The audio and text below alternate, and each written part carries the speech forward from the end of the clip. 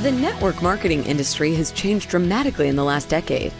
With the advent of social media, digital marketing, the rise of the influencer, and all the tech platforms that promise something extraordinary, how do you separate the helpful from the hype?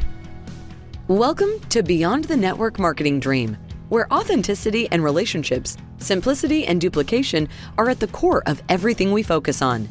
The fundamentals of building still work. Join us as we go beyond the network marketing dream.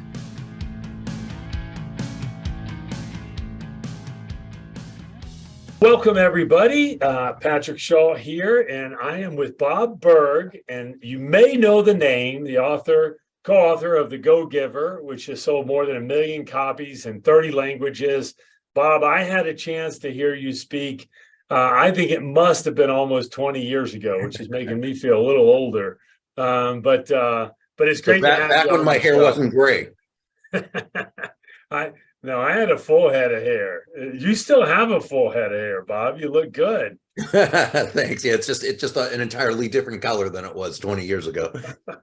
Well, it's great having you on the show, and it sounds like you're staying busy still in your career and there in Florida. Yeah, as long as it's fun, why not? That's awesome. Well, listen, I'm excited to have you on because, we service a lot of large organizations in the networking marketing space, insurance and others. But, when it's all said and done, it comes down to sales. It's people communicating and creating value with other people. And you have spent your life doing that very thing. So I thought it would be fun, especially as it relates to this new world we live in. And I preach about all the time is that, digital influencers, it's not the same thing, right? I love the digital world's great, but that's not what sales is really about, right? Especially the type of sales that I think that you focus on and I've spent my life focusing on. It's more relationship based. So I'd like to talk about some of those fundamentals with you. You've been teaching for so long. Sure. Yeah, I'd love to. How, Bob, what have you seen? What changes have you seen in the market and with all the digital space? What's your perspective on that? Anything in particular in the last decade? Well, I think the digital space affords us a lot of opportunities to make connections with people we otherwise may not have been able to, or makes it easier to make those connections. And if we utilize the technology correctly, it can help us to build those strong relationships. But I think a big mistake some people make is thinking that the technology is the thing. And it's not. It's just a tool. For over 30 years, I've been saying that all things being equal, people will do business with and refer business to those people they know, like, and trust. But it's those people, not those computers, they know, like, and trust. So I think as long as we understand that principles of human nature, principles of relationship building, that those stay true, those stay consistent. That's why they're principles. That as long as we approach it that way and utilize technology just as a way to help build the person to person, as you said, connection, then we're on the right track. The average person sees 5,000 digital impressions a day, I understand. And do you see in all the companies you work with around the globe, do you see that becoming a challenge where salespeople are trying to hide behind the digital technology more and more? And how do you address it if so? Oh, I've seen that as a big challenge because it seems like the easy way out, right? You can actually participate in the sales process without having to actually make a connection and sell. Well, the problem is it doesn't really work. Not if by work you mean effectively building relationships. Right. Turn into new business. And so yeah, it's, again, we can use the technology as a help, absolutely, by all means. But the minute we begin depending upon the technology to build relationships for us and to sell for us, that's the moment that it's a track you really don't want to run down. Is that a challenge with the marketing department? That's what we're seeing sometimes, but you have such a good perspective. Is that something the marketing department is often getting involved with sales and trying to lead them down that road? Or are they just seeing so much of it in the digital world, right? Pied Pipers saying, hey, if you do this, if you create these capture pages, if you post on social, how is it happening? How is it so prolific today? Is it mostly what they're seeing on social? Well, I mean, I think it's both. But what happens is, as human beings, and one aspect of human nature is that we want to accomplish the most while doing the least. Mm-hmm. It's human nature. Right. It's Yeah. what it is. Yeah. So if you give someone a way to tap into that, that's not necessarily really true, but it seems like it could be true, right? There's going to be a certain amount of people who are going to buy into it. It's just how it is. That's why, my messaging, and I can tell your message, is that it's about the human connection. And it's fine to test different, always different areas and different ways and means of doing so. But I think we always have to keep in mind that any technology we use has got to be utilized in order to begin the relationship and be able to cultivate it to the degree that you can. But yeah, just depending upon that technology to do your work, it just, it isn't going to happen. So it's harder today, right? And I couldn't agree with you more. I mean, it's just, and I'm thinking to myself, like, you can cut through the digital noise so fast today with authenticity, but it is hard to get somebody on the phone. 10 years ago, you pick up the phone, you call them, you say, hey, let's meet for coffee, or whatever the approach was. You could lead with authenticity and meeting them. That's gotten harder. So how do you bridge some of that? Like, where does that come in, and where are the tools effective, the digital tools effective, and where does the authenticity? Any thoughts on that? Well, when making outbound calls, Mm-hmm. it'd still be very effective. I think it's important to do what my friend Art Subcheck, who is probably the leading teleselling, if you will, for lack of a better word. He has Business by Phone, businessbyphone.com. And this guy's written brilliant books and has a great podcast on this, on how to connect over the phone. But as he says, it's the difference between cold calling and smart calling. And so you've got to have a plan. You've got to understand that right away, you've got to find a way for this person to see that there's a benefit to them to staying on the phone with you in order, to continue the conversation. Because again, they're inundated, and a lot of times it's going to voicemail, and you've got to be able to leave a message that is compelling enough, but has to be honest. And you can combine that with following up through email, or following up through even snail mail, or doing various different things. Connecting with them on social media is fine, but again, you've got to make a legitimate, real connection. It can't just be some automated thing that everybody else is sending, thinking that that's going to impress a person. So Yeah. but I would very much recommend tuning into Art's, Business by Phone, his .com. He's just got so much great information when it comes to outbound, especially as it relates to the call and to the telephone. And then you've got people like Jeb Blount and Anthony Iannarino and Mike Weinberg and some of those people and they have that outbound conference every year where they say, hey, social media is great, technology is fantastic. Utilize all of that, but it's not an either or, it's an and outbound is as important as inbound. That point that you make about, we are all looking for the easier path, and if we think there's a quicker, easier way, we're so prone to try and do that. And by all means, follow a system. That's fine. Right. In fact, it's that old saying, the system is the shortcut, but there's really no shortcut to success. But following a system, what is a system? It's the process of predictably achieving a goal based on a logical and specific set of how-to principles. The key is predictability. If it's been proven that by doing A, you'll get the desired results of B, then you know that all you need to do is A and continue to do A, and you'll eventually get the desired results of B. In a sense, you teach a system. You have a predictable method. Many of the network marketing companies that you and I both speak for, they have wonderful systems where if people will come in and follow those systems, they're going to be successful.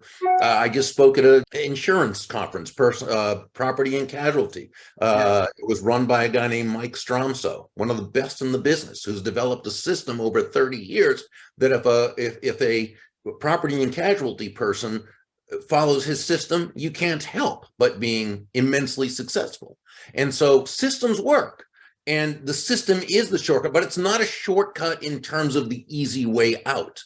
It doesn't mean that, again, technology or a computer or, is going to do your work for you. Or what it's going to do is it's going to show you how to be successful at what you believe in. I grew up in an era like 30 years ago where there's Brian Tracy and Tom Hopkins and the teachers, the people that taught sales training. The icon. Is that becoming a little more of a lost art because of this world that we live in, that people really learn that skill set? And I know it's as important as ever. There are so many distractions. Is it becoming harder to teach within organizations? It's a tough question. I think it depends on the culture of the organization and what they believe in and what they're willing to, to put on the line. If you believe that the principles involved in selling, when you think about selling, let's face it, there are two definitions people have, right? There's the one where people think selling is about trying to convince somebody to buy something you don't want or need. That's not actually selling. That's called being a con artist. Okay. Then there's a type of selling which can be defined as simply discovering what the other person does need, want, or desire and helping them to get it. That's selling. And so, so while sales evolves as far as strategies and techniques, so the basic principles, as they stay the same. That's why they're principles. They're the fundamentals. I remember Jim Rohn used to say, beware the person who comes to you promising new fundamentals. Right? Like new. I can hear him saying it. I know, right? Wasn't he magnificent? Oh, unbelievable. So let me ask you this. We work with a lot of top leaders in enterprise network marketing companies. And one of the things that's become more challenging for them today is duplication. That word duplication, simplicity. The average person 7 to 10 hours a week in the direct sales or network marketing space. And they need to be able to plug into something, a system, a process that is relatively simple. And that's become more complicated. When I started, there was a VHS tape, a meeting to go to, coffee, and a phone. Like that was it. There was nothing else to confuse you. And today there's so much complexity. What would you suggest that large leaders or organizations do to try and cut down on the distractions and to be able to get a team to stick and commit to a simple system? It's so funny as you say that, because it's almost the answer is almost in the question, and it sounds simple, but probably isn't. And that is to create a culture of making the complicated simple, right? And that just understanding that, again, human nature, it's always going to go to the most complicated aspect of what is, right? And if there's 100 things out there, 100 options, people are going to, kind of go after and try to see everything. So what the leader needs to do is keep things very, very focused. Steve Jobs was really the one that talked about making the complex simple, and that it can be very, very difficult to do that. And it is. But it can be done. It's just, and it's more complicated today than ever, because the challenge is, you have people with agendas. They're selling this platform or this tool, or, sign up for this survey platform or this capture page thing or campaign or CRM or whatever it is. And there's a lot of people with an agenda, many of them, which I don't mean to be negative, but they're not salespeople. They've never taught sales.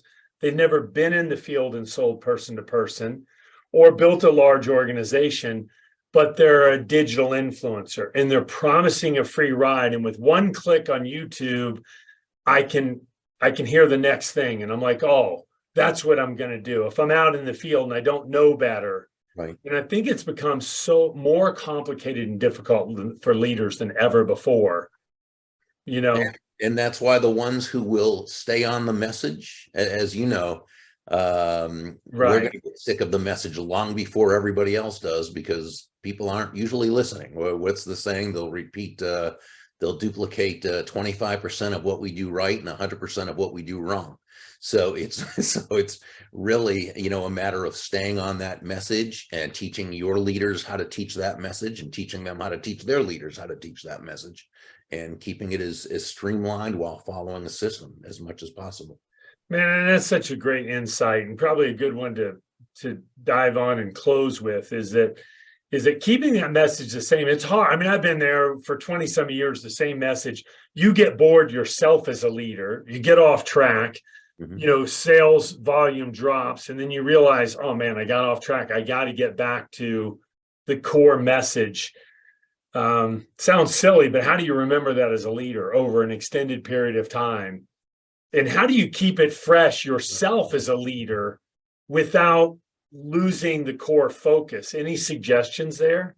I think this is where you continue to be a student. You just don't stop. And you plug into those leaders and those teachers and those producers and those, right? And you go to plenty of seminars and you read plenty of books and you're watching videos and you're doing those things that keep you really in the game, that keep you centered, keep you focused. Without that, it's very, very difficult. So talk about the Go Giver, and I know the book is still doing incredibly well. It's a book that I bought in volume for a bunch of people in the organization, and you just can't miss. I mean, getting that in the hands of people, there's no downside. What's happening on that front? How do people get a hold of it, and how do they reach out to you, Bob? Well, thank you. Yeah, the Go Giver is now it's a series of books, mainly parables, but the first one, the Go Giver, was a business parable co-authored with John David Mann, who's really the lead writer. I'm much more of a how-to. I'm step 1, step 2, step 3, which is probably pretty easy to figure out about me once you talk to me for about a minute. But it's really, the message is that when you shift your focus from getting to giving, and when we say giving in this context, we simply mean constantly and consistently providing immense value to others, understanding that doing so is not only a more fulfilling way of conducting business, it's actually the most financially profitable way as well. Not for any kind of woo-woo way out there, magical, mystical reason. It's actually very practical, very rational. When you're that person, right? When you're that person who can take your focus off of yourself, move from an I focus or me focus to an other focus, looking to benefit them, looking to help them solve their challenges, looking to move them closer to happiness. The fact is, people feel good about you. They feel great about you. They want to get to know you. They like you. They trust you. They want to be part of your life. They want to be part of your business if that happens. And they definitely want to tell others about you, be your personal walking ambassador. So that's really what it's all about. People can find more information at Burg, BURG.com. Everything is, again, I keep it simple, right? My last name is BURG.com. That's right. Yeah, that's awesome, Bob. I love and it's probably your love for the free enterprise system. I love how you frame that, is that you can get more by giving more, that old Zig Ziglar thing. And remember Zig's thing? He said, so you can have everything in life you want if you just help enough other people get what they want. It is so true too, isn't it? Well, Bob, that's awesome. Thanks for taking the time with us today, and glad people know how to get in touch with you, and it's been great having you on the show. Thank you, Patrick. Great being with you.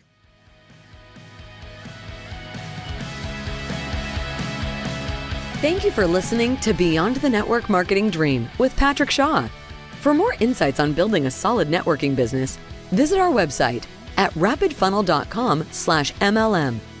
If you loved our content, please share, like, and subscribe. We look forward to seeing you in the next episode.